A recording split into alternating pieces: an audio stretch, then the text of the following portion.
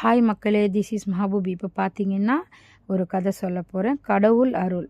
கடவுள் அருளால் சுகமாக முடிந்தது என்று அடிக்கடி சொல்லி கொண்டிருப்பான் வேலைக்காரன். ஆனால் இந்த சொற்களை கேட்டால் கடும் கோபம் வரும் அரசனுக்கு. என்னடா எதற்கெடுத்தாலும் கடவுள் அருள் கடவுள் அருள் என்று சொல்லுகிறாய் என்று கடிந்து கொள்வார்.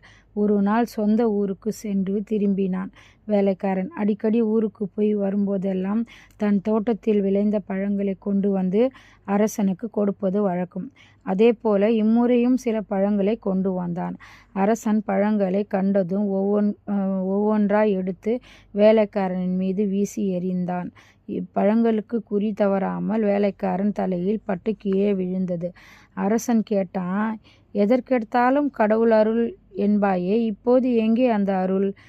வேலைக்காரன் பொறுமையோடு, அரசே, இப்போதும் கடவுள் அருளால் எல்லா சுகம் முடிந்தது. பாருங்கள், தோட்டத்திலிருந்து பழங்களிலிருந்து விளாம்பழம், அத்திப்பழம் ஆகியவற்றை பறித்தேன்.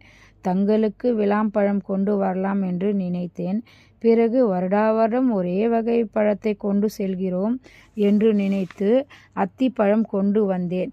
அத்திப்பழத்திற்கு பதில் விளாம்பழம் கொண்டு வந்திருந்தால் இன்றைக்கு என் கதி என்னவாயிருக்கும் என்றான்.